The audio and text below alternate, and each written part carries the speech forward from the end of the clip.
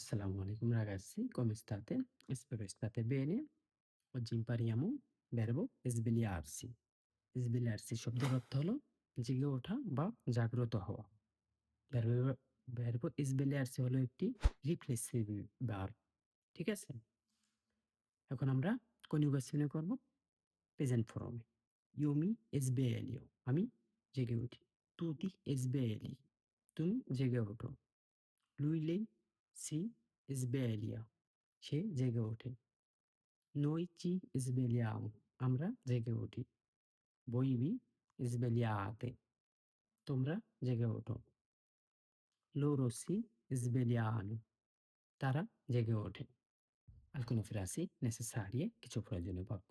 Esempio: Io mi sveglio alle 7 ogni mattina আমি প্রতিদিন সকালে 7টায় জেগে উঠি।